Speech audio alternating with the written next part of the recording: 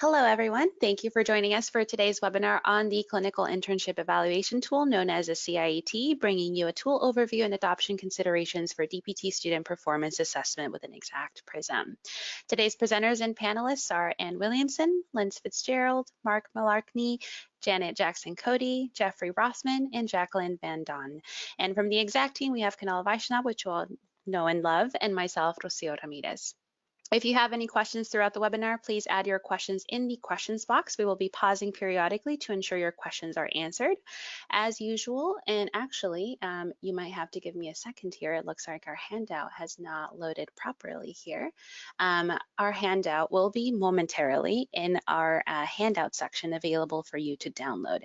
It should have been shared with you in the 1 hour reminder. So if you guys have checked that email reminder, you already have access to it, but it will be shortly in the handout section.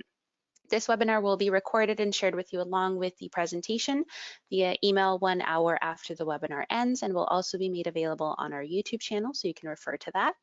And without further ado, we're going to go ahead and get started. And if you're all set, you can take it away. Sure, thank you, Rocio, and thank all of you. Welcome again. I appreciate you taking the time to participate in the webinar this afternoon. We have over 100 attendees. Some of you, as we understand, are current CIET users in Exact, some in V3, some in Prism. Some of you have moved into Prism, and there are many of you here that are considering CIET adoption. The format of this presentation is largely just an information session for you. However, we've allotted time for discussion to include some question and answer time at the end. I will preface or clarify that this is really just a high level or 30,000 foot overview of CIET. We don't intend to get too granular on any aspect of tool use, tool implementation, or tool workflow configuration in Exact, nor do we have the time today. However, we're going to highlight aspects that we believe are applicable to all tool users and plant some seeds for next step activities. There are several key stakeholders that are going to talk about their experiences using the tool and offer some recommendations, including training strategies for students and for clinicians. So feel free to place questions in the chat box. Rocio will scan these so that general questions can be answered or addressed to the group, and specific questions may be answered on an individual basis and as time allows.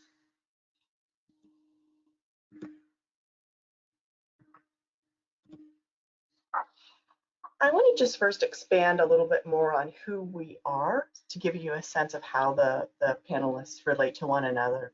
So I am a director of clinical education at a small university right down the street from University of Pittsburgh, Chatham University.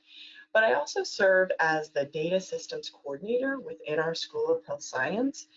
And it's through my role in data management across the School of Health Science that I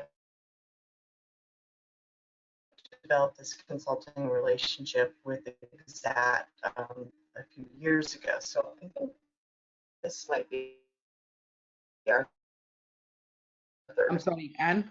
Fourth project together. Lynn is the principal investigator and developed this tool through the University of Pittsburgh. And she served as one of those fun and yes. Yes, and your voice is fading away. I think your internet is cutting off. Ah, okay, I'm sorry to hear that. I'm going to continue on unless there's another issue. I apologize for that if I'm having voice outages. Mark and Janet filled the shoes of Lynn at the University of Pittsburgh as their PT department continues to grow. Mark Malacarney retains a primary title within the residential program, and Janet retains a title primarily within the hybrid program. However, both Mark and Janet support the longstanding residential DPT program and the newly developed hybrid program. They'll be able to offer best practice recommendations for the use of the global rating scale and the use of benchmarks. Jeff Rothman is a clinician serving as a clinical instructor and is the facility director for the UPMC Rehabilitation Institute in Squirrel Hill. He represents the clinical instructor perspective from familiar with both the CPI and CIET. And he also brings experience using the CIET across multiple DPT programs. And finally, Jacqueline Van Dunn from Florida Gulf Coast University, also a DCE in Fort Myers, Florida. And so she'll share her experiences with CIET adoption and implementation, as well as successful accreditation using CIET outcomes data for CAPD reporting. To give you a sense of current CIET utilization, some programs have adopted CIET or did in V3. Some have already converted into Prism, but regardless of version status, these numbers here are just as of early March. There were 51 new DPT programs planning or considering CIET implementation in Prism. And it is this growing number of programs interested in or planning to use CIET that's led to Exact's decision to offer you some formal tool support. And until Lynn's retirement last year, she did most of the heavy lifting. To that end, I believe now would be a lovely time for us to drop a thank you in the chat box to Lynn for sharing this tool with Exact. She, Jay, and Tony handed this tool over to Exact for all of us to use for free. And so I just want to publicly thank Lynn for that at this moment. The last thing I'll say about this slide is that there are right now 247 accredited DPT programs listed in good standing in PT-CAS, with 301 total programs listed. So we're looking at a third of DPT programs potentially using CIET in 2023. This slide is just to give you a sense of what our agenda will look like. I'm going to walk you through a bit of the CIET, just the original tool as an overview, and then share a case example for the adoption process. Jacqueline is going to walk you through a case example for accreditation with mention of the CAPD-7D specifically. Mark is going to talk to you a little bit more about the global rating scale and use of benchmarks with his recommendation as their program has evolved. And then we'll go through Prism workflow, just in a high-level overview. We'll conclude with a panel discussion with all of the stakeholders, the panelists here offering some experiences, lessons learned, and tips for adoption. And then we'll have time for Q&A. If there's nothing else that you remember from today's webinar, it really should be the two resources on this slide. You're looking at the original tool validation published in 2007 and the YouTube video tutorial also created out of University of Pittsburgh in 2019. Both of these are housed in Exact. I will show you where in Prism when we get to the workflow slides. You can also access the YouTube video with a quick Google search or find it within the Exact YouTube channel. These two key resources exist to help you adopt this tool in a manner that will help us all maintain tool integrity. However, they don't explain the evolution of the tool from 2007 to 2019, so we are in part filling some of those gaps here today. I will also share that the University of Pittsburgh tutorial is not the only video tutorial that exists. There are other iterations that you may find helpful for your own adoption. However, I'll urge you to be familiar with and familiarize your users with the original University of Pittsburgh video. UNLV, NAU, University of Dayton, some of those folks might be here today and do have public videos available. Chatham, I have a video as well, but it's through our Exact public website, meaning that it's not searchable through the internet. Only those that have a link would access that, and I'm sure that's the case for some other users. The last thing I want to just acknowledge here on this slide is Lynn's co-investigators, Anthony Tony DeLito, who now serves as the Dean of the School of Health and Rehabilitation Sciences at University of Pittsburgh, and Jay Ergang, who is now the chair for the Department of Physical Therapy, overseeing both the residential and the hybrid programs. Anthony Tony was also on the ad hoc committee to create the second iteration of the clinical performance instrument. And I mention this just to stress that Lynn's team of investigators were doing a lot of research independently and in collaboration with ABTA at the time of the tool development. If you're new to the tool, you're going to hear a lot of new terminology, very different from CPI language. The goal was to have an instrument to evaluate PT student performance relative to that of a competent clinician who can effectively and efficiently manage patients and clients to achieve optimal clinical outcomes. The publication outlines reasons why assessing student progression towards entry level, as seen in other tools, was considered suboptimal. So you don't see that kind of language in this tool. Rather, you see assessment of behavior and skills that align with standards for licensed PT practice as guided by the practice guide, the guide for professional conduct, and the code of ethics. We know that the code of ethics is not a static document, so keep in mind that this would have been from the Code of Ethics at the time of publication in 2007. The normative model, CAPT criteria, and PIT-specific curricular program was also considered when developing the initial list of skills and behaviors for performance assessment. From the time of publication just until last year, PIT's students completed a terminal experience that was a full year. Therefore, having an instrument that would allow for assessment of student performance potentially extending beyond the level of a competent clinician was necessary and appropriate. I'm going to go into some more detail. What you're looking at here, the CIET is a 43-item assessment grouped by 2 themes. The professional behavior section, there are 4 subsections, all of which are rated by frequency of behavior. There are a total of 19 items within the professional behavior section, with each of the number of items within each subsection identified in the parentheses. Practice management, again, there are 4 subsections, and these subsections complement the patient-client management model. Again, the number of items within each subcategory are identified. Rating for patient management items requires very keen understanding of the operational definitions in the initial publication, in the CIET video, and in the tool preamble, presumably included in all directions that we set forth for users, students, clinicians, etc. Again, the language is very different from CPI and can sometimes lead to misuse for that reason. The last thing that I'll mention as we look at this slide is use of comment sections. Each subsection has a comment section. Therefore, there is a total of 43 items to rate and 8 thematic comment sections. Those of you familiar with the current CPI know that there are 18 items and 18 comments on the current tool. It's my understanding that CPI Web 3.0 will be condensed to 12 items, retaining 12 comment sections. Feel free to drop a correction in the comment box if I'm mistaken on that.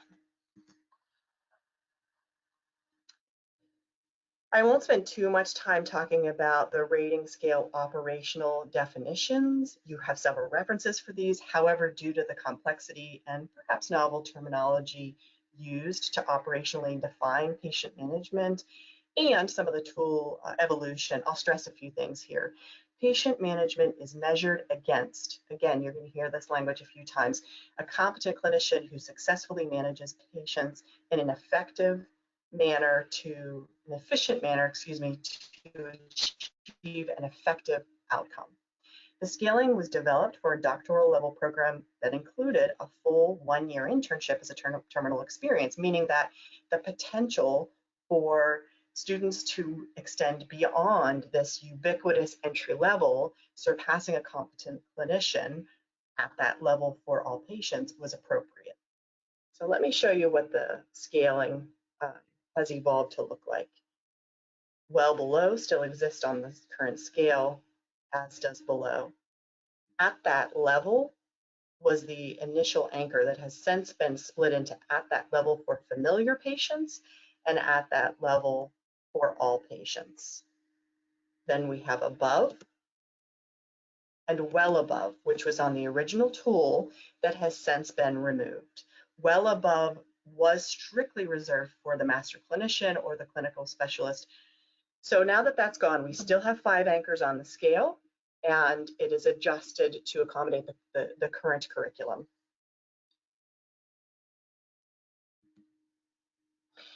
I will come back to professional behaviors briefly to remind you that professional behavior is measured again by frequency of demonstration. I'm going to show you here never, rarely, sometimes, most of the time, and always. However, the original tool also allows for not observed only for communication skills. So if a student's not had the opportunity to demonstrate a particular skill due to setting limitations, for instance, if a student has had no opportunity to communicate with other professionals, this would be not observed. And regardless of whether you're using CIET currently in V3, there are 2 versions in V3 or in Prism. So regardless of that functionality, it's our responsibility to make sure that not observed is only used as stated for communication skills, not applicable to that particular clinical setting. And I mention this because older versions did allow the evaluator to click on that. So we needed to work through that with some of our clinicians. In Prism, in the new function, and I'll show you when we get to those screens, the not observed is only allowed within communication only. Still, I'll encourage you to have conversations with your students or clinical instructors or clinical site. If you see communication marked as not observed for many of these items, the question related to observation of interdisciplinary communication, particularly for students completing a first clinical experience, perhaps in an outpatient setting with limited access to other disciplines, would certainly be an example of appropriate use.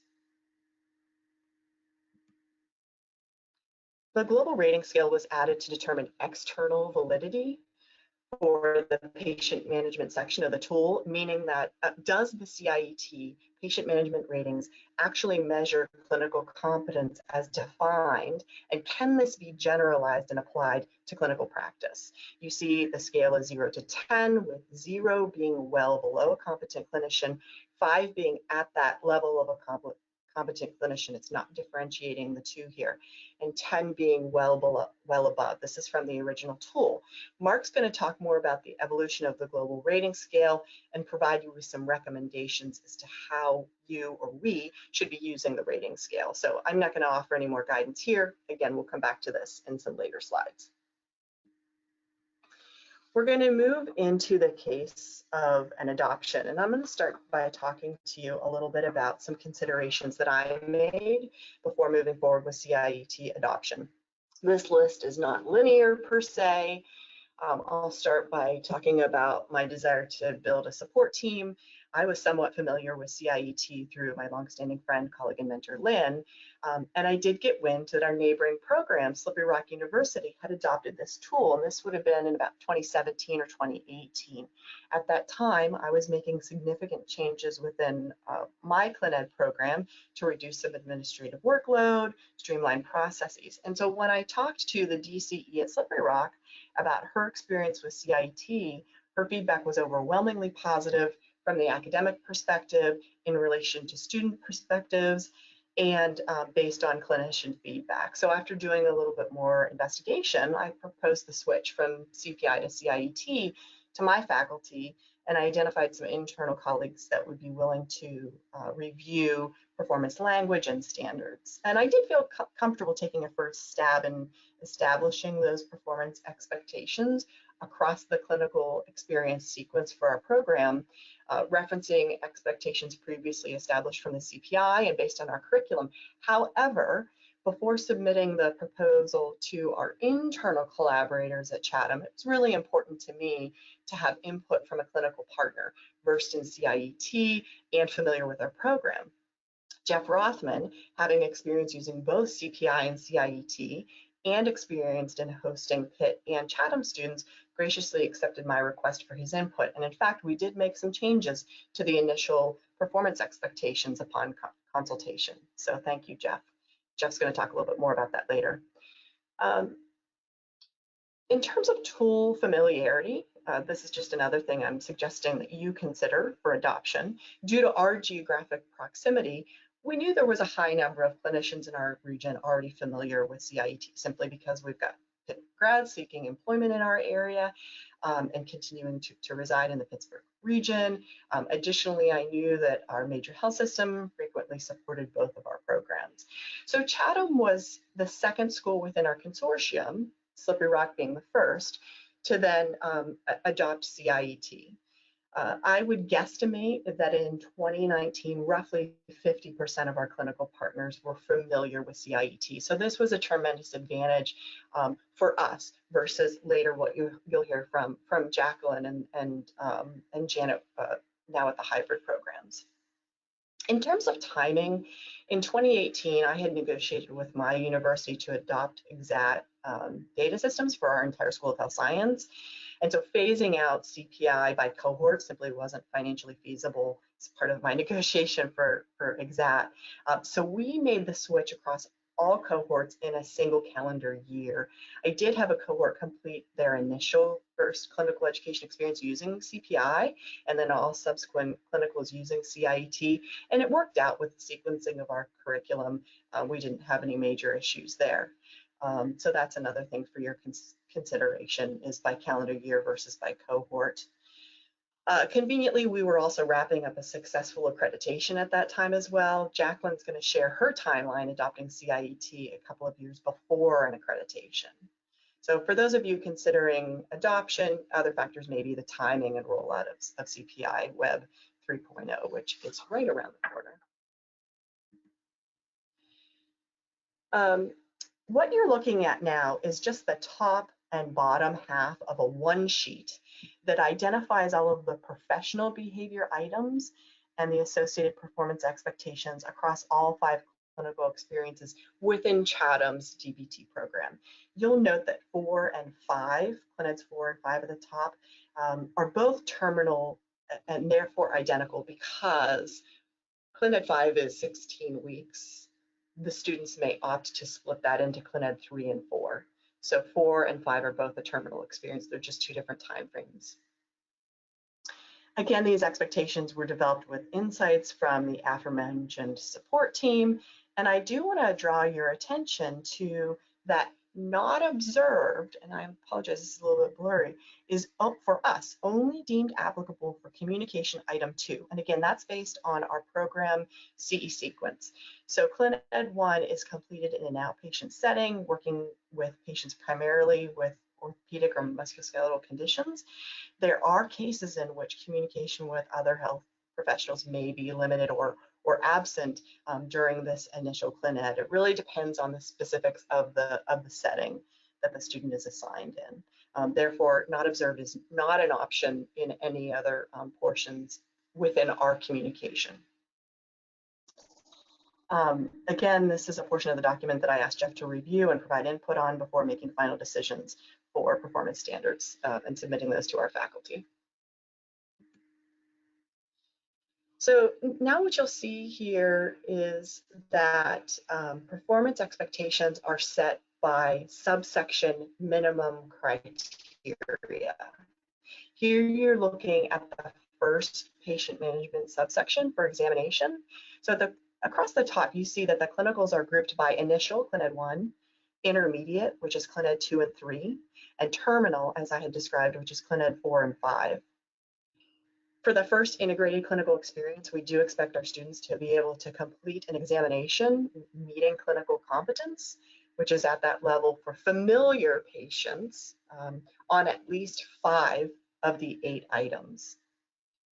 And you'll see expectations are lower for later subsections for ClinEd 1 when I show you page 2 of patient management. You can see that we expect students to perform at that level for all patients, for all 8 out of 8 examination items at the conclusion of the terminal experience 4 or 5.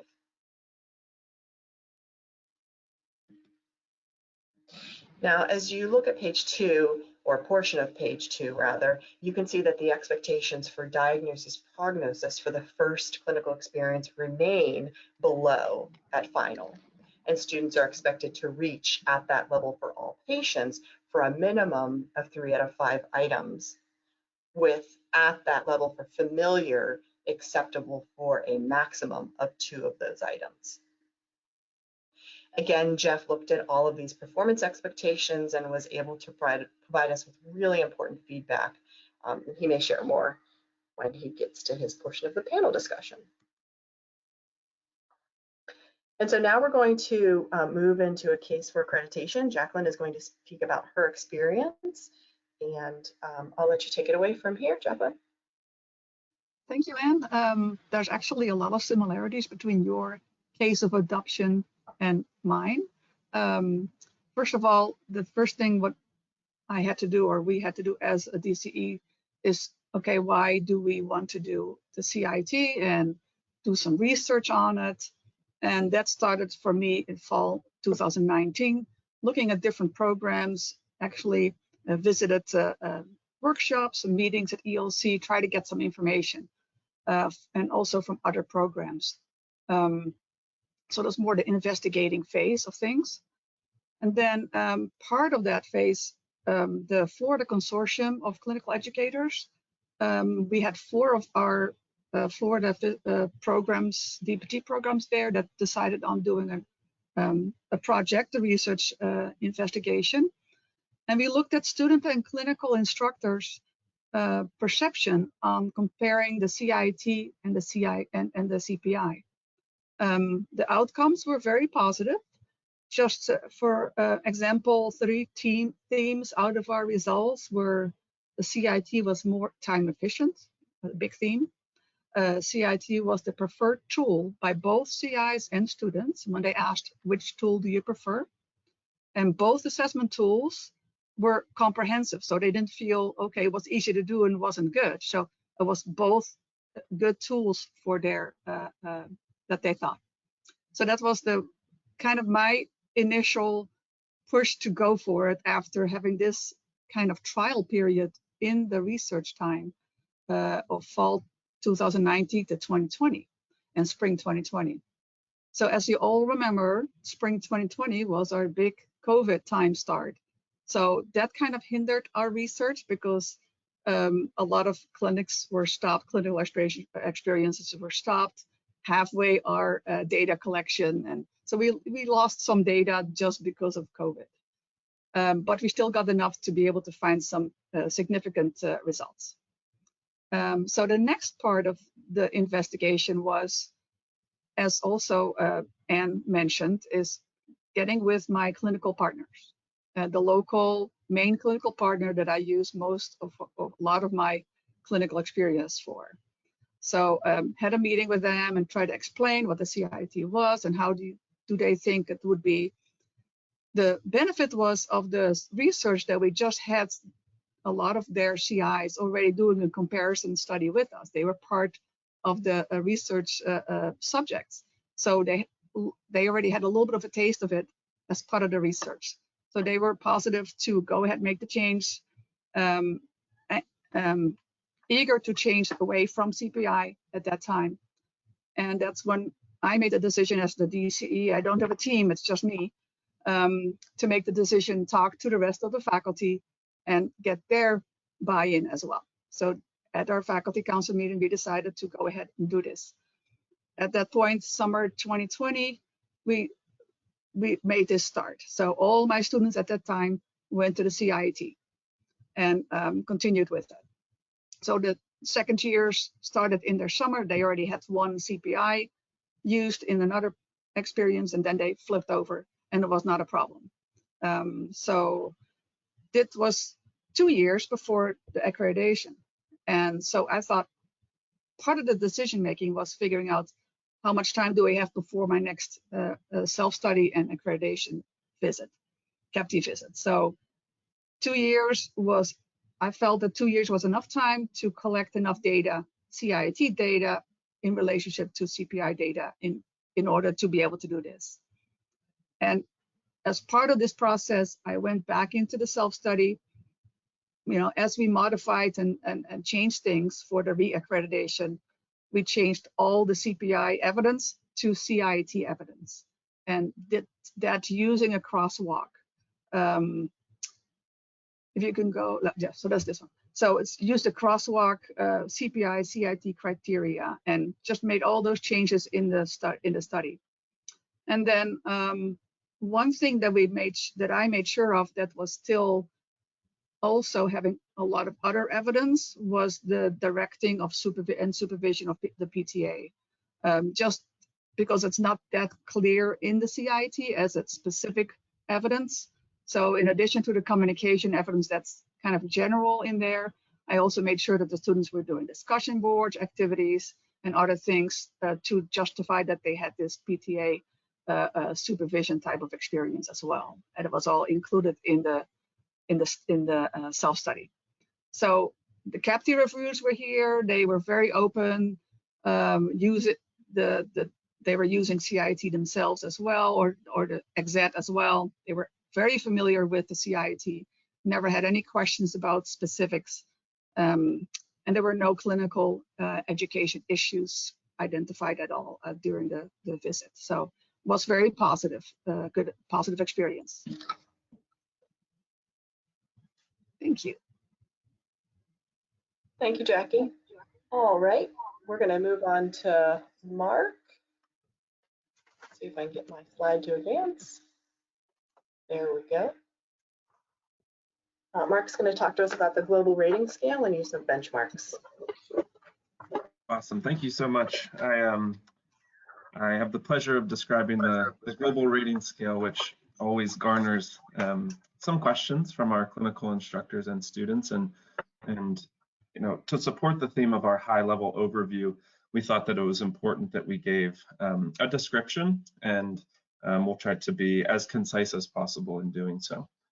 So I pulled this quote and slide directly from the validation article in 2007, and I think that it does a really nice job of describing what its original intent and its uses are. And so I apologize, but I'm going to read it because I think that it is often overlooked. So external validity was demonstrated by the high correlation between patient management scores and the global ratings of students' clinical competence.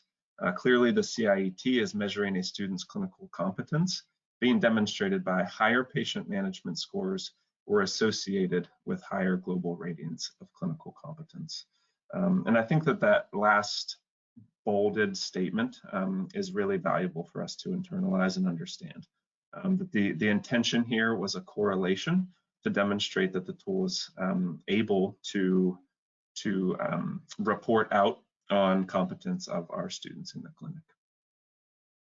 I thought that we could use a slide that really again states what it is, and then compared with what it is not, because there sometimes is some confusion.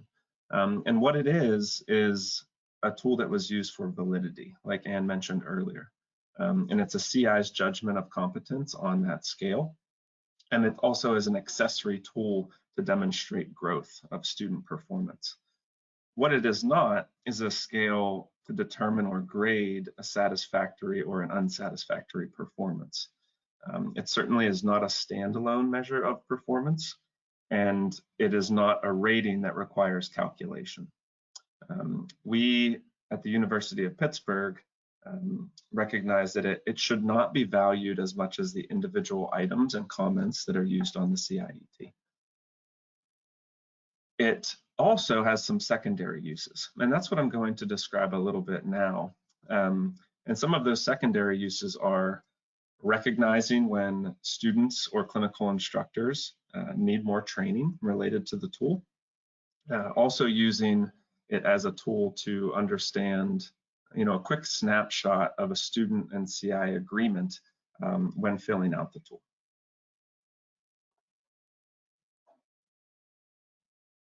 And so what I've done is just provided a few examples of how, as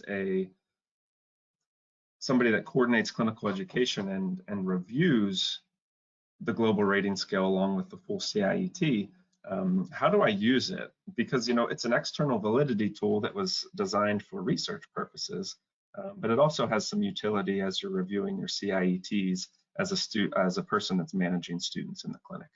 So the first example, if you can imagine, a student's out for a 6-week first clinical rotation, so clinical education 1, and the CI scores most items in the patient management section at that level for the familiar patient, or at that level for all patients. So the limited comments are provided, which often help clarify some of these ratings, and they put a global rating scale of 2. And so the interpretation here is that we would not expect a student to be achieving competence at that level for familiar or at that level for all in their first rotation. And the high ratings on the patient management skills paired with a low global rating scale can be interpreted as maybe a clinical instructor that doesn't fully understand the tool. And the action associated with that would be to initiate a conversation with that clinical instructor to provide additional prepared or tailored training materials if necessary. And similarly, the next example that I frequently use the global rating scale for, if we can advance, Anne, thank you, would be during a second clinical rotation. You notice that the student has rated themselves at an 8 out of 10, and the clinical instructor has rated themselves at a 3 out of 10 on the global rating scale. And this is a pretty simple interpretation, right? This is either the scale is being poorly understood by one or both parties, or there is a significant disconnect between assessment of performance between the clinical instructor evaluating and the student evaluating themselves. And in both interpretations, which I find is true for a lot of the utility in the global rating scale when you zoom into an individual student, is we need a conversation. We need to initiate a meeting with the student and the clinical instructor to discuss performance or expectations or potentially the use of the tool. Okay. So those are two examples of how, as I'm reviewing my 60 to 70 CIETs per rotation, how they functionally can assist me in being a hallmark of is this student on the same page as the clinician, and is the clinician understanding the tool forward, along with its research benefits to demonstrate that correlation. The other thing I'm going to briefly mention is the use of benchmarks. Now, in the CIET, the use of benchmarks are not required. This is going to be a school-by-school decision about whether or not you want to implement specific clinical performance benchmarks. At the University of Pittsburgh, we have. And what I wanted to share with you today is some of the reasons why we did so. And so this list was the things that I thought were most relevant. Certainly this list could be longer, but some of the things that we use it for is to clearly outline performance expectations for the students and the clinical instructors. It also allows us to provide a framework for collaborative goal writing. We all know that students often have trouble writing goals, not only for their patients, but they have trouble writing goals for themselves when they step into the clinic. And this is a way that they can have some expectations of maybe what they should be achieving or what areas they should be focusing on. It provides sample behaviors that augment the use of the CIET. And I think the word augment here is the one that I want to focus on, because it really brings a lot of value when they're used together. And I think that can really help you leverage the benefits of the tool. It can improve the value of some of the comment section on the CIET. It can guide formal and informal reflection sessions based on what certain students have been achieving versus other students or an individual student throughout their course. It informs satisfactory and unsatisfactory decisions. So if you're looking at your rating scales on the CIET, it can certainly help you zoom in and see if a student has been performing to the level of what you expect. And then something that I frequently use this for is to help me provide structure for learning plans and learning contracts and remediation for a student that is struggling. I think we all know that, excuse me, we all know that a student that is struggling often needs more guidance, right? They need a clear expectation and a clear plan. And some of these sample behaviors are really nice ways to outline how to structure that. And so in summary, it can be an augmented tool to the CIET, and they work really well together. And the other beautiful thing about performance benchmarks is they can be created with your school and your clinical partners in collaboration. And that's what I would highly encourage. If you're considering using the CIET, and particularly clinical performance benchmarks that go with them, they work when you talk to the people that are actually going to be using them. And that's the student and that's the people that are going to be scoring your students, just so everybody's on the same page. And I'm sure Jeff can speak to that, and as well as Lynn over her experience, that this works when we're communicating consistently and updating as our program and our field changes. And so that's our intention with clinical performance benchmarks. And I would encourage you to investigate that if it's something that you think would value your students in your program. Thank you. Perfect. Thank you, Mark.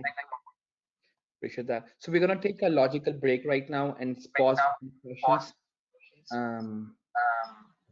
So we are seeing a few questions here on the chat window. So I'm just going to read the questions out for the panel to respond to one by one. So the first question comes to us from Trent Jackman. Will you send us examples of how you address the delegation piece in the CIET? So Anne, if you want to start with that, and maybe Janet and Mark and Jackie. Sure, yeah. Pardon me for turning my video off.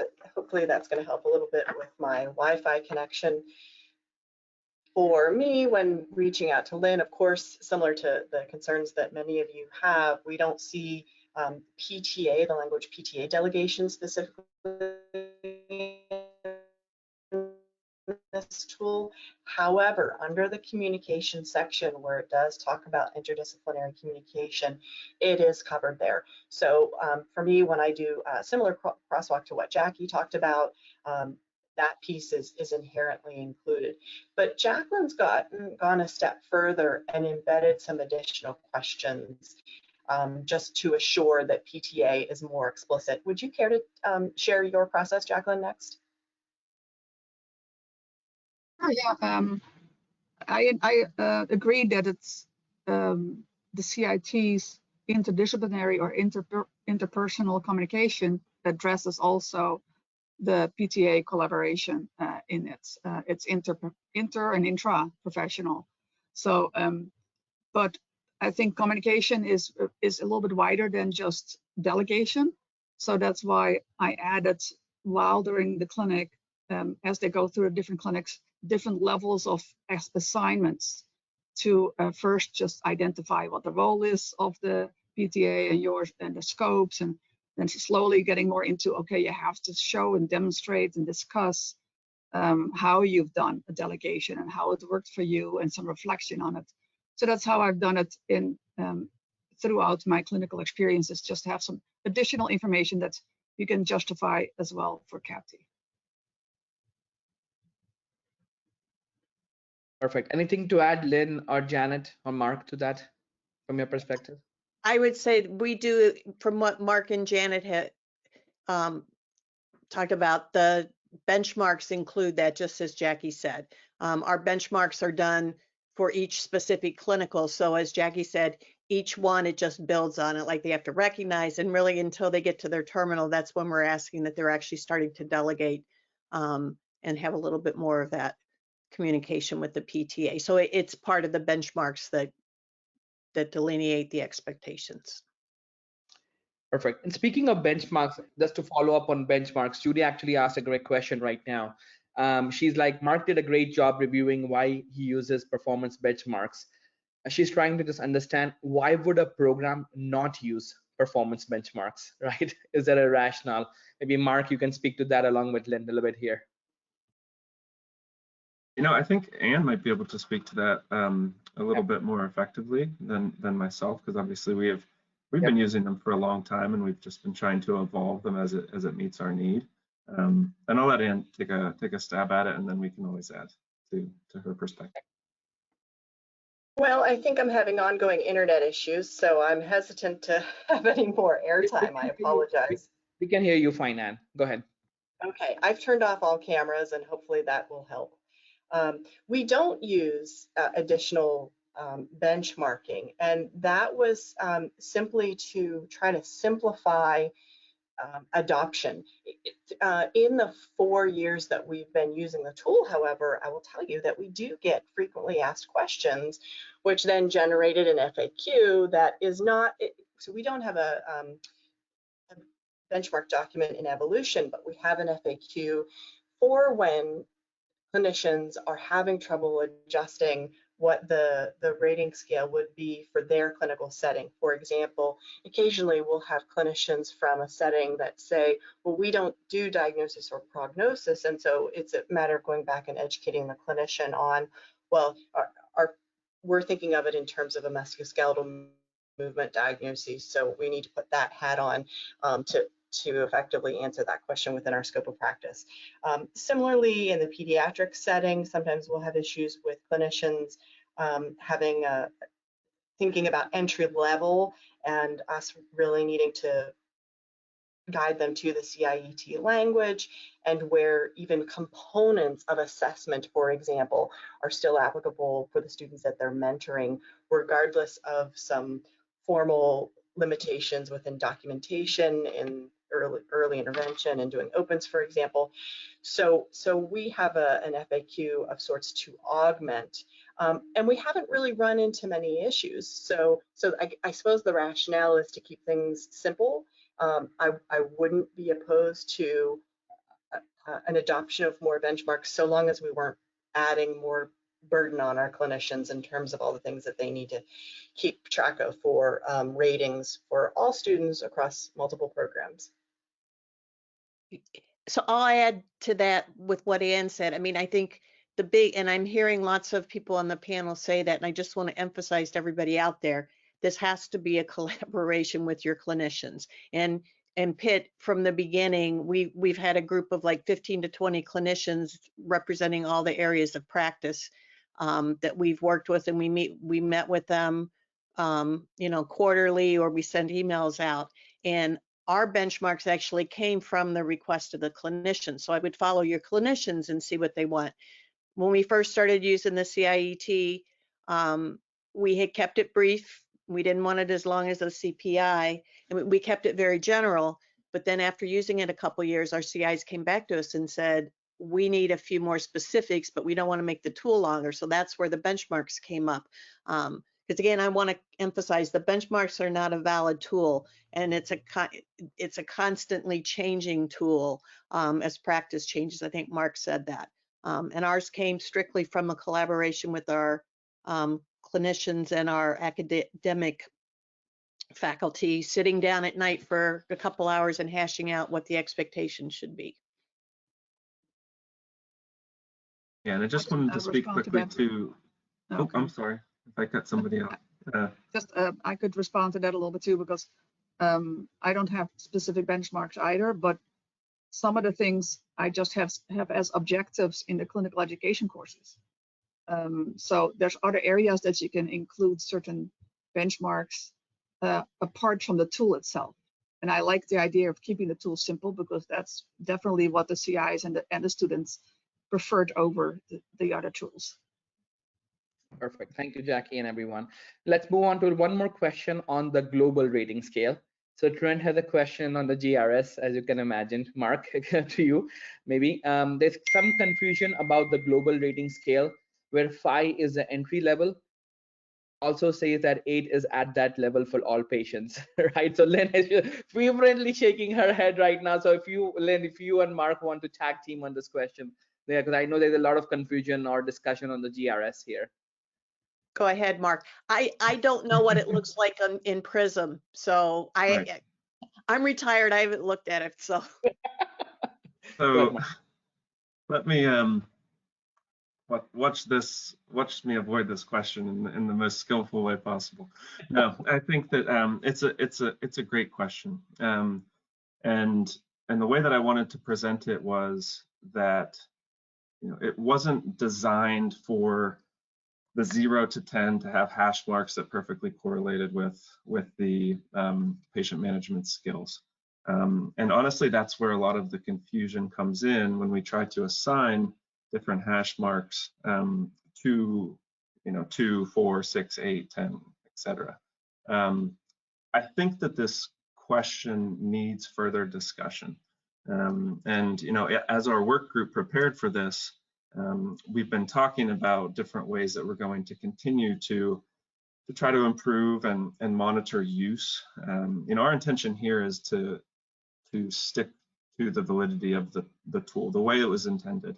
But because the study was done in 2007, I think we all recognize that we need to continue to keep eyes on this, and there may be ways that we can adjust, revalidate, and potentially have conversations to adjust that tool. And so the summary statement is really try not to focus on assigning a level based on the global rating scale, and more focus on the patient management skills as a whole as they're related to the comments and the individual scores that are for that specific student.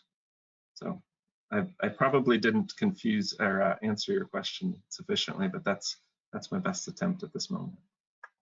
So there shouldn't be a 5 there. I don't know. As Ann said, that was in the initial one. It really, any scale like that really just has a benchmark at the bottom, that's the 0, and a benchmark at the top, and there shouldn't be anything in between. Things have gotten added over time because CIs were asking about it. But you're right, 8 is at the level. Okay, it's not, if you want to look at the validity, but we shouldn't really, don't make it important. It's not important as Mark said.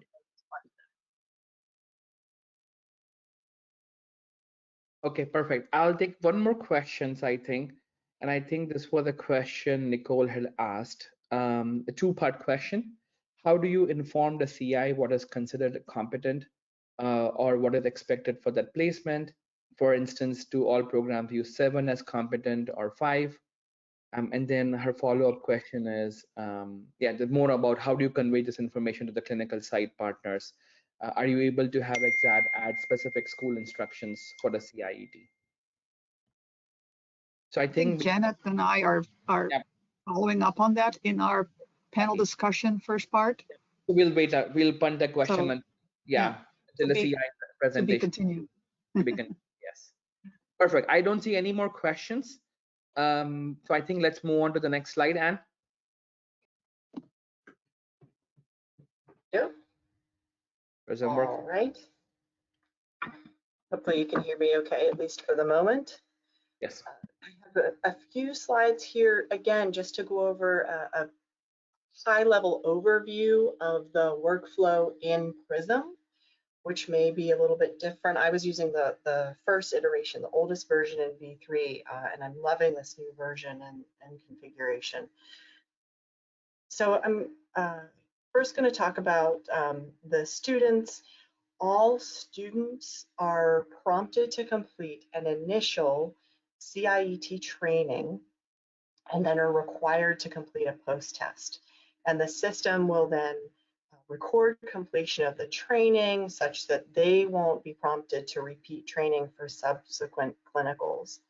You can see here that once they do that, when they are moving into actually complete their first midterm CIET for their first clinical, the student will be prompted to also identify the clinical instructor or instructors. It allows multiple. And this can be by either entering a CI new to the placement or by selecting from a pre-existing CI that's associated with the site. And then once the student hits submit, this will trigger an email going to the CI. So the clinical instructor or instructors then will receive an email, and this is a template created using your logo and standard language for the CI to complete the CIET. And so that'll come in a link.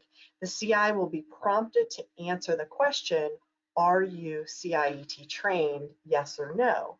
If no, then they're taken back to a training page. I'm going to show you what that looks like. It's the same training page that students see. If yes, if they answer yes to completing the training, then they'll move forward to complete the evaluation.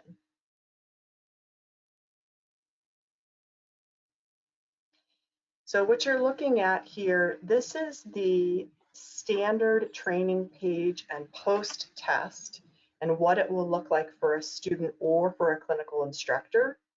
Students will complete the training and post-test for the first ClinEd only. Note the baby blue banner titled Instructions on the left with an interactive icon on the right underlined to view instructions. So when you click on this, a window pops up. Let me show you what that looks like. Okay, so now what you're seeing here, clinical internship evaluation tool video, that is the University of Pittsburgh original YouTube video. And then you see the list at the bottom. You see the original publication, and then 2 additional documents that reiterate current operational definitions and instructions. Again, University of Pittsburgh created those and shared those through Exat with us. Student training and post-test information, again, is stored in Exat, so they only will see these pages once. CIs, however, will be prompted to answer the question for each clinical experience, just at midterm, because it will remember for at final. So for each encounter, they'll answer that question. The other thing I'll mention here is that the default passing score for the CIET post-test is a 75% in order to pass, move forward and use the tool.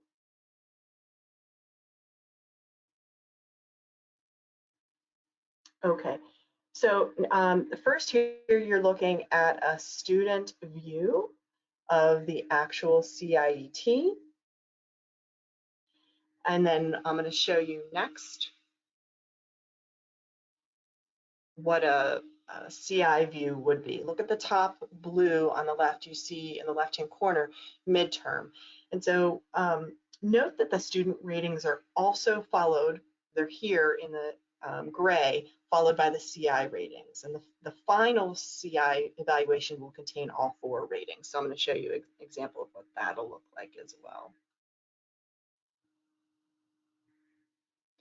You can see the color is now yellow in this visual final pending review. So you can see all 4 student midterm, CI midterm, student final, CI final. The other thing that I'll mention now, I believe we have Cindy Gant on the call. Cindy is from Baylor University, and she has extensive experience with using the PT Max, the PTA Max, as well as the CPI. And most importantly, she's the longest user of CIET and Prism. So she's really our workflow expert and has graciously offered to help field some questions related to that. We can either field questions that may have come in, or we can move on to our panel discussion. There were a couple of questions which has come in. In the meantime, Rocio, if you can unmute Christy also, please. 2 questions. And Jackie and Janet, you might be able to answer this. From Stephanie Anderson, what is the estimated time it takes to complete the training from a CI perspective? And do many DCEs create their own video/training? So the time of day to before a clinical experience, is that the question? I think. So that's, I would typically, personally, I would try to get them trained early as possible. So whenever I start finding out who the CI is for a student, about 4 weeks maybe before the clinical experience, hopefully, that I start communicating with the CI and provide those resources to and get them trained. But they can train all the way up to the midterm when the system itself, like Anne already mentioned, will cue them into either yes or no. If no, if you're not trained yet, you do the training now. So that's all the way up until midterm, they can do the training. Is that correct, Yeah. Janet? Yeah, I think Jackie too, her person wants to know how long the training takes. And I think that Lynn and Morgan probably chime in. I think the video itself is really short. Yeah. I also asked the CIs to look at all the resources to make sure they have a better understanding. I would say about an hour. We provide a 1 CE for the training, so that's kind of, we estimated about an hour for a really good, investigation of the resources, and then being able to answer the questions good. Because just looking at a video for 5-10 minutes may not be enough to answer the questions of the post-test. So I assumed it was about an hour to really kind of delve into it and figure it out and be up to par. I would agree. The video's only 10 minutes long, and it doesn't give you We send more training than that to them. And I would just emphasize, Jackie, even though you're saying up to the midterm, if they're new to the CIET, they really need to be trained before the student starts, so they know what they're grading the student on. The wonderful, the best scenario. Right. But there's always some stragglers. Always. So yeah, I tried to get them done early. Yeah, I agree, probably up to an hour. I've done the training myself, and there are a lot of other resources and additional things you can look at. You know, the video itself doesn't take that long, and the test doesn't take that long. But if you really want to investigate in detail, to look at the paper that was published and some other information, but I wouldn't say it takes more than an hour. Can I ask Jeff? Yeah, Jeff. You actually trained some of your CIs on it. So like when you train them, how much time do you spend with them? Typically on the average of probably 25 minutes to a half hour. Okay, thanks. Perfect. And then I'd just like to add quickly, you know, another thing that we do is try to make the students a secondary trainer if possible, right? They're working directly with their CIs on a daily basis. And so we want to make sure that we've done our due diligence with our students, not only so they can fill it out, but they can also answer basic questions, not obviously in depth about the validity and things like that, but just expectations and some of the operational definitions. We certainly take time to educate students before they go out as well. Christy, we have unmuted you, Christy, if you want to just unmute yourself and answer. Yeah. Yeah, Kunal, I've just been commenting in the chat in terms of agreeing with that. The training for the CIs really is not that involved as long as they sit down, and I agree they do need to do it ahead of time and not when they're sitting down to do the evaluation. I provide them all the materials that we have in Exact, but I also give them written materials, visual materials, and another database if it helps them. And Mark, I definitely agree with you. I tell them, sit down with the students and just let the students let you see what the tool looks like, because the students can open the tool first before the CIs can. They're waiting for the email, but they can sit there and look at what the student shows them. And so as long as the student's not in their first rotation, the student is familiar with it enough to at least give them an overview, which makes it better when they go into the training materials. So. Thank you, Christy. Appreciate that. Laurie, I see you have your hand raised up. I'm going to unmute you, Laurie, and you can unmute yourself now if you want to ask your question. Can you guys hear me? Yep. Yeah, so I understand what you guys are all saying. We've just transitioned to the CIET, so my first group is out right now and we're excited about it. And I did send our training materials and the video beforehand, but it is my understanding, and I think somebody said that is correct, they can't actually do the quiz until the student completes their first midterm self-assessment and until the tool is actually funneled to the CI right after the midterm. So when you're talking about training, you're talking about your own like in-house training that you're doing, right? Whether you're sending them the video and the article and whatever, like I have my own handbook that I send the CIs when they get the student packet, and multiple touch points, you know, sending it before the student comes, sending it once I really know who the CI is, and then checking in again when I set up my site visits of here it is again. So I'm just trying to have multiple touch points, but it is my understanding that they can't do that quiz, right, until the student has done their CIET and sent it to the CI. I'll go ahead and go first here, Lori. That it wasn't, that they could get in earlier. Yeah, I'll go ahead and clarify something if you all can hear me. So in the Prism workflow, the clinical instructor will be prompted to answer the question yes or no. And it is our hope that by and large, our clinical instructors will say, yes, they've already completed the training. But that's the sequence in Prism that triggers the evaluation at the midterm going to the clinical instructor. Now, Jacqueline's going to expand a little bit more. There are separate workflows for us as DCEs and ACCEs to go ahead and send the training materials to our clinicians well ahead of time. But that doesn't change the workflow that we just went over. So Jacqueline, I know we've talked a little bit about this. Would you care to explain how you share your materials out in advance? I do it, but in V3. So, you know, Christy, you may even want to speak to it in Prism. Jacqueline, why don't you go first, and then Christy, why don't you chime in? And I think Janet can chime in too, because she has, with her setup, she's got a lot more nicer platform to provide it to the CIs as well, as I saw. I'm just have done it pretty basically. Just send an email with a PowerPoint as my presentation, and then also provide the resources by itself, a link to the Pittsburgh exact resources and the video there.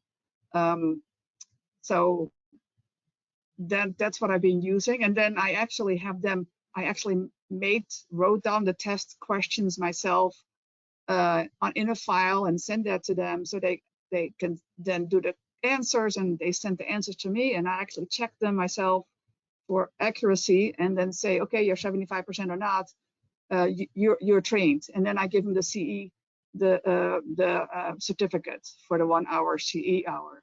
So it's a lot more work on me to do it that way, but I like to have just like Lynn said, you really want your CIs trained beforehand, because that solves a lot of frustration and issues. I don't want them last moment going to the midterm and then having to figure it out, and they can't pass because they have 9 mistakes. And I'd rather have that handle on that. So how I've done it. So Janet has done it a little differently, I think, with access to Canvas. Is that correct?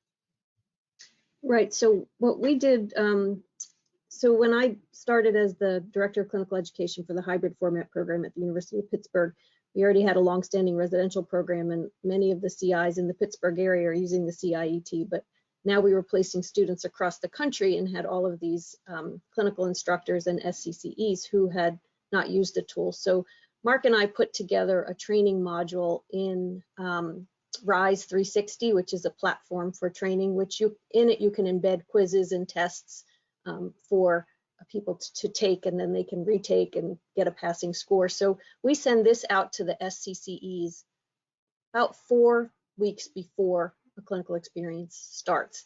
Now, sometimes we don't know who the CIs will be for our students until the students actually are on site. So if the SCCE can forward the training to them, they can have it ahead of time, but sometimes they don't know until the students are there, and then this packet goes to them, and they can go through the training module. This is not just a training module for the CIET. This is information about our whole clinical education program. It has information about the University of Pittsburgh, our program, the CIET training. We go through the benchmarks for each clinical experience, and then other expectations for the students. So it's nice that we have it in one package, and we can send it to the SCCEs and the CIs, and then they can continue to reference it. Oh, the link is always open and always available. And then if we make any changes or updates, the link is automatically updated so that it's always current information. It isn't old information, as long as they can access that link. So we found this to be an effective way to manage multiple CIs who are new to the tool. We're sending out 90 students in the hybrid format for every clinical experience, and probably about 80 or 90% of them are going to places outside of the Pittsburgh area. So that's the way we approached it. Similar to what Jackie did, but just a different platform. And I don't know, Mark, if you wanted to add anything. Perfect. So let's actually, in the interest of time, let's go and talk to Jeff a little bit and get his perspective, a clinician's perspective. So, and if you can switch over to that slide for Jeff. So Jeff, maybe if you can give us your experience from your vantage point also, please, here. Unmute myself. Can everybody hear me okay? Yes, Jeff. Thank you again for the opportunity to provide some commentary. As a clinician, certainly as a valuable partner, I think, between the academic communities in Pittsburgh, and obviously the University of Pittsburgh and Chatham, the two represented here this afternoon. But me as a clinician and working with these universities have been very valuable, and the partnership is, as has been stated, the support has to be there. And I think they have provided really timely and plenty of resources for we as clinicians and me personally to provide, I think, that input both for the students, but also in the case with Ann and with Chatham, providing an opportunity to provide a little bit of input on their expected performance ratings, if you will, or expected performance behaviors on that of their students. I found that the CIET itself, as it definitely was more in line with the behaviors and skills of obviously a clinically competent professional that we're looking to hopefully mold and push forward and try to gain the opportunity with each individual student and and see them improve along that clinical pathway that they've been on.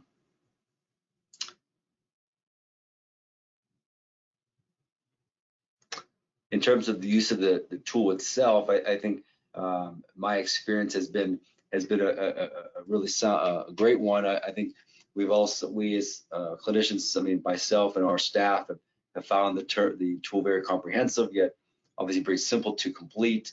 I think it's quite more efficient and less burdensome for us as clinicians that I have found for sure compared to other instruments that I've used in the past from other in the past. Certainly our days are quite busy as they are, adding additional workload or burdensome for that matter, or certainly is less appealing for us and our clinicians for sure, potentially the willingness to take on additional students if that was also on their plate. So that has been definitely appealing for me and our staff for this type of a tool to be completed. I certainly appreciate the emphasis on the professional behaviors. We talked about the frequency at which they're being displayed, and I was commenting with Ann in the past about making those expectations that they should be always, if you will, if you're always going to be a professional, and those behaviors should be on display throughout your clinical experience from 1 to 4 to a terminal placement for that matter. And so I do appreciate the emphasis on those and the frequency that the students can display them, and I think it's definitely a representation of them and the school throughout that experience.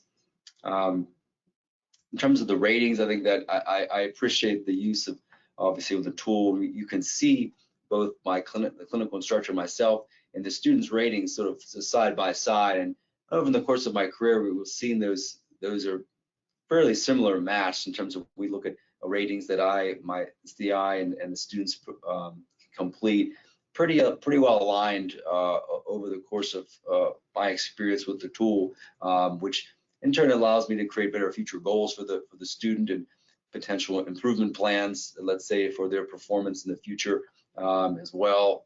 So that's been, I think, for me, an effective way to continue to see progress. And we talk about that with the global rating scale and seeing again a nice alignment of the performance both in the student and myself, and seems to be again fairly consistent throughout my experience with the tool. So that does provide, again, a stepping stone for potential discussion with the student and where we're going to move forward in helping them to grow in their clinical performance. In terms of, as I said, the support is quite necessary for a part about experiencing, I should say, provide support for new users, such as if it was for me or my future staff members. The collaboration I've had with all the academic partners have been tremendous, and I think in that the support that's there provides a nice foundation for us as clinical instructors to be comfortable and very confident in the use of this tool. And I think for me, it's been an effective way for me to discuss with my staff, and they can find much more and ease to take on additional students throughout their time with us. I'm happy to answer any other questions you may have. Perfect. Thank you, Jeff. There was one question from Judy that you might want to chime in a little bit. Do you find the CI struggle moving between more than one tool if they're taking students from various programs? I don't know, Jeff, if you have to just work with CIET or other programs also use other instruments that you have to work with there. If I can understand the question, doing it simultaneously, is that was the question? If you have to work with students who some of the programs use CPI, some of them use CIET, right? How was the experience there? Yeah, I mean, I think jumping from tool to tool, I've had the experience myself as far as using both tools, and I found obviously the ease of the CIET has been I'm much more in favor of using the CIET in my personal opinion, as that my staff.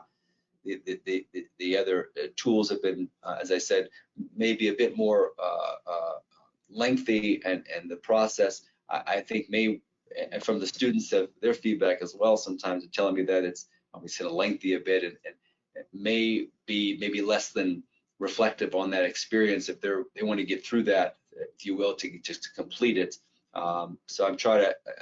The length of the CIET is such that I think it provides an opportunity for the student to be a bit more introspective than others, just because of it's simple in terms of the comprehensiveness, but then again it does provide some opportunity for them to sit and reflect on their time with us. But in terms of I could speak to that too if you would like to. Go ahead, Jackie. Yeah. So I've had all my CIs are using both, because I'm the only one in Florida, in Southwest Florida at this point, and there's one other program in Tampa. So they're all juggling between CIET and CPI. And I've had CIs that I was newly trained CIs, first time a student from us, say, I wish all my other programs were using CIET. So they were very happy with changing to CIET for my student, but they were like, oh, I wish my other programs did that too. So it's kind of nice to hear that. Perfect. There's one more question on the CI facing component, but I think here, Anne and Mark, you might want to jump in here. Some acute care CIs from Trent Jackman. Some acute care CIs feel that the CIET doesn't match well with the setting. Any feedbacks on suggestions regarding that setting, acute care setting? Or Lynn? I'll get us started, and I'll just come back to what I mentioned earlier about Mark and I actually worked on, and maybe somebody else that's here, on generating an FAQ, because we do encounter this kind of situation where maybe someone on the acute side or in subacute skilled nursing, sometimes in pediatrics, will look at an item and say, we don't do that. And so as DCEs, ACCEs, it's been incumbent on us to be able to communicate with our clinical partner and just convey the intended assessment item under our scope of practice. So again, what I had said earlier was an example under the realm of diagnosis and prognosis. So we do occasionally get questions where then my answer back is, we do in fact make movement diagnoses or musculoskeletal related diagnoses. So this is not a medical diagnosis. So there is some education that comes into play. Again, this could be an argument for adding benchmarks, and we've tried to deliver some pluses and minuses to complicating the situation, but this is a good example of why adding some sample behaviors via benchmarks could help in those particular settings, which is why I thought maybe Mark would want to chime in and see if he agrees with me, and Lynn, whatever else you care to add, or Janet, about the use of benchmarks to maybe mitigate some of those issues. Yeah, certainly. I think it does lend itself to the benchmarks discussion. And we're actually in a transition with our benchmarks currently. Previously, we had setting specific benchmarks that were very detail oriented toward women's health, pediatrics, inpatient rehab, acute care, etc. And that matched our program for a very long period of time. What we're trying to do now is we have a new clinical education structure. And so we created a set of benchmarks that we intend to be a framework for all elements of patient management that are not site specific. And what we're really encouraging our students and our clinical instructors to do is use that framework, but insert your own setting and clinical experience into that structure, right? So utilizing the CIET along with our benchmarks, along with the comment sections, we're finding that there are nice headers where they can really add their own detail. And that detail is usually what one might consider to be site-specific or setting-specific, but it still falls within a structure of the entire patient management sequence. And so that's our intention with our transition, and we'll report out as we gain feedback and edit that process as we go. I think that's also good to kind of think back, and most of our CIs in certain specific settings, or mostly complex patient type of settings, specialties, they had the same questions with the CPI. What is entry level? How do I look at that with my patient population? So I think there's similarities, and they're more general than just the CIET, but it's very applicable. Perfect. Perfect. I'm not seeing any more questions. Okay, let's move to maybe Lynn and her perspective in terms of the PI on this tool. Hi, thanks. I just wanted to add a couple things that I was asked to talk about, and really they're kind of considerations.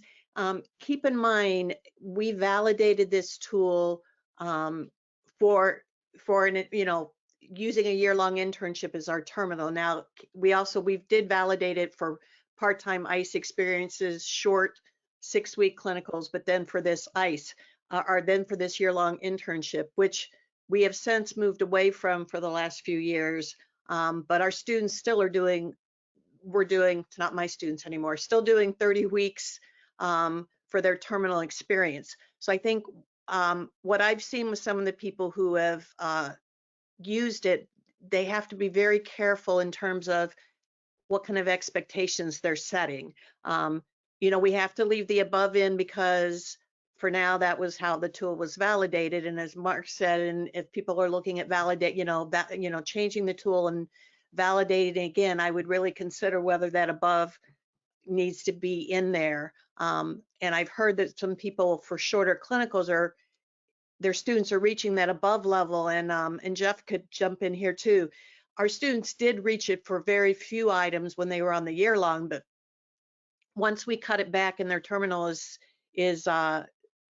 30 weeks, or some of them are doing 15 and 15 or 16, they're not reaching that above level. So really consider the length of your clinical.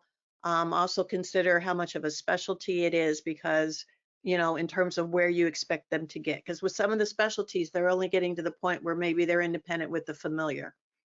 Anne, does that kind of touch what you were concerned about? Yeah, absolutely. Thank you. Any other additional recommendations based on our understanding of your tool, or thoughts you've had in the past hour? I would just, I think this is, I will just say, I think this is a really great opportunity if you end up with, 80 plus schools that are actually using the CIET. We can get a better idea of, looking at all the different lengths of the terminal clinicals and actually seeing where do students end up at the end of these. I think, you'll have a lot more data to look at. I mean, we've had the data looking at it with these longer clinicals, but I think now we have so many different schools with so many different terminal clinicals. This is a great opportunity to look at that. Jeff, I was asking you, do you see students getting to the above level very often? Very infrequently. Yeah, so I would caution people using that. I know I've seen probably too many where they get to that above and it's like, I'm not sure they're using it the right way. I have to say that I've seen less inappropriate above scores than prior with the CPI. I've seen more happening with CPI than with the CIET, that they're actually looking more at what the expectation is, and not really scoring them above as frequently as they had done before inappropriately. Good. But my 3-year experience with the CIET. I think a lot of the recommendations I had, I've already kind of, other people have thrown in. The only other thing I want to say is just, we have been using, PIT has been using the CIET for over 20 years. We have a lot of alumni out there. So look and see if there's any PIT alumni in we have alumni across the country. So look and see if there's PIT alumni in your area who are very familiar with using the tool, because they can be a resource for you. Are there any questions that came up, Kunal? No, Lynn, no questions. Thank you for that. All right, we have 5 more minutes left. I think we have a couple of more slides. So Jackie, if you want to quickly talk about your, how did you go ahead and train your CIs and the experience as a remote adopter? Yeah, sure. We touched on a lot of this already, answering questions.